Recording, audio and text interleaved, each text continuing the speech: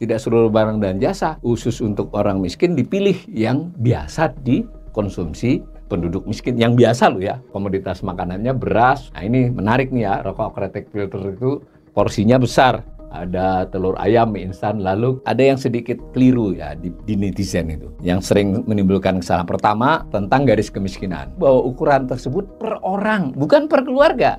Kalau per keluarga ya berarti ya kali 4 atau kali 5. Wah, apa yang bisa diukur dengan 600.000? Enggak, 600 kali 5, 3 juta. 3 juta bisa jadi ukuran kan? Ya banyak orang di bawah 3 juta, ya makanya orang itu disebut miskin. Jumlahnya 25 juta. Itu adalah pengeluaran, bukan pendapatan. Banyak penduduk miskin yang pengeluarannya lebih dari pendapatannya. Baik dia mendapatkan bantuan dari keluarganya, lembaga sosial, atau utang. Kan urusannya pengeluaran, bukan pendapatan.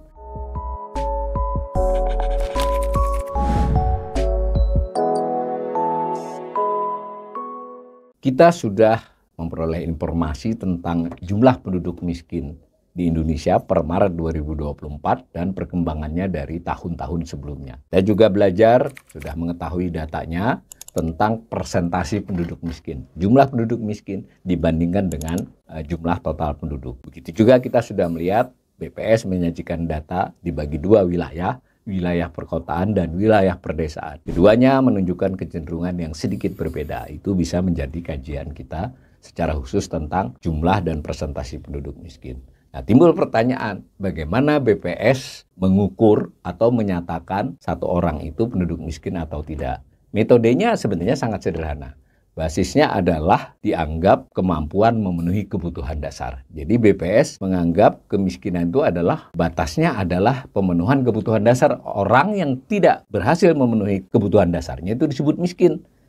Maka secara teknis itu kemiskinan itu ketidakmampuan dari sisi ekonomi. Jadi kita tidak bisa mengkait-kaitkan dengan topik lain ya kan. Ada saja orang yang tidak punya duit banyak merasa tidak miskin. Ini kita bicara dari sisi pembelajar ekonomi. Ukurannya hanya ekonomi gitu. Ekonomi dan dalam konteks data BPS adalah ketidakmampuan untuk memenuhi kebutuhan dasar. BPS membuat garis batas, garis kemiskinan disebutnya. Itu ukurannya dari pengeluaran. Jadi bukan pendapatan ya, pengeluaran. Ini perlu di-highlight dulu.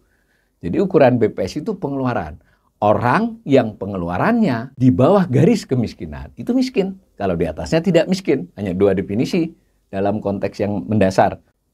Garis itu dinyatakan dalam rupiah per bulan. Pengeluaran per bulan per orang. Nah, ingat nih kata-kata per orang ini penting ya. Jadi jangan dikait-kaitkan dengan sekeluarga. Masa bisa hidup dengan... Enggak, kita harus hati-hati. Ini orang dulu. Kalau keluarga kan bisa 4 atau 5 orang.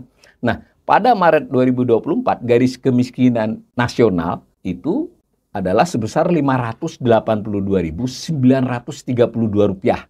Nah, jadi ini kepegang ya. 583.000 begitu. Itu nasionalnya. Tetapi BPS membedakan GK, garis kemiskinan kota dan desa. Yang di kota lebih tinggi, Rp600.871. Sedangkan desa, Rp556.874. Nah, saya ingin kembali mengingatkan para pembelajar ekonomi untuk tidak like dislike menggunakan data ini. Kalau membandingkan bisa apa dengan 600.000 lah sebut di kota. Bukan itu ukurannya. Bisa apa itu kan kalau dia unitnya keluarga jadi beda. Dan BPS punya data juga terkait dengan data Maret itu. Rata-rata keluarga miskin itu jumlah anggota keluarganya 4,78 orang. Yang nggak ada orang yang punya anggota keluarga jumlahnya ganjil ya. Kalau nggak 4, 5 kan. Itu maka garis kemiskinan rumah tangga harus dikalikan dong. Berarti pada tahun 2024 itu garis kemiskinannya 2.786.415. Masuk akal ya. Secara umum masuk akal, bahwa cukup nggak cukup itu soal lain. Keluarga yang pengeluarannya di bawah 2.786, asumsi keluarga 4 orang atau 5 orang itu miskin. Kalau di atasnya tidak miskin.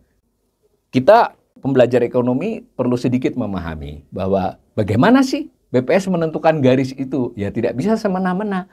Garis kemiskinan itu ada surveinya dahulu dia. Nah kebetulan surveinya memang bersamaan dengan nanti menentukan, karena di kuesioner ya, sebagai gambaran BPS di bulan Maret itu melakukan terutama sekali survei sosial ekonomi nasional. Susenas namanya. Susenasnya ini sampelnya tidak main-main ya, respondennya 300.000 rumah tangga. Ya saya ingin bercanda sedikit ini, bisa Anda bandingkan dengan survei politik ya jauh ini dan ini kegiatan besar di BPS, kegiatan berbiaya besar. Karena itu dulu 2 kali setahun, sekarang jadi sekali. Mungkin salah satu pertimbangannya adalah biaya. Nah, meskipun di September biasanya 75.000. Umumnya untuk mengukur itu BPS berdasarkan data sebelumnya itu mengambil sampel yang sedikit di atasnya dan sedikit di bawahnya. Jadi nggak semua yang miskin kemarin untuk menentukan garis. Bisa ya diimajinasikan. Misalnya setahun yang lalu, Maret 2023 garisnya 560, sekarang 580. Itu maka dia cari yang di atasnya dan di bawahnya dengan sampel yang cukup, dengan distribusi yang cukup. Nah, dari data pengeluaran, berarti pengeluaran mereka ya, itu dibentuk garis kemiskinan baru ditambah dengan soal kenaikan harga-harga komoditas. Nah, karena itu garis kemiskinan itu cenderung naik, bukan cenderung lagi, selalu naik. Dari Maret ke Maret, dulu Maret dan September. Kita bisa memahaminya. Nah, ini contoh publikasinya. Di dalam tadi, seperti sesi pertama saya sudah perlihatkan, BPS melakukan rilis tentang profil penduduk miskin. Lalu ada dokumennya, di dalam dokumen-dokumen itu ada ini nih. Info tentang perubahan Maret 2023, Maret 2024 ditambahkan dengan ada data September 2022, karena 2022 masih ada bulan Septembernya.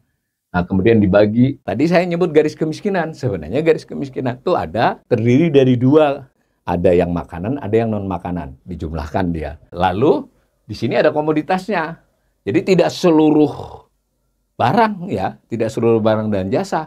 Khusus untuk orang miskin dipilih yang biasa dikonsumsi penduduk miskin. Yang biasa loh ya. Kalau ada penduduk miskin sekali-sekali dijamu orang kaya itu soal lain. Komoditas makanannya beras, rokok, kretek, filter. Nah ini menarik nih ya, rokok, kretek, filter itu porsinya besar. Ada telur ayam, mie instan. Lalu kalau yang bukan makanan ada perumahan, bensin, listrik, dan seterusnya. Ini perkotaan, ini perdesaan, sedikit berbeda.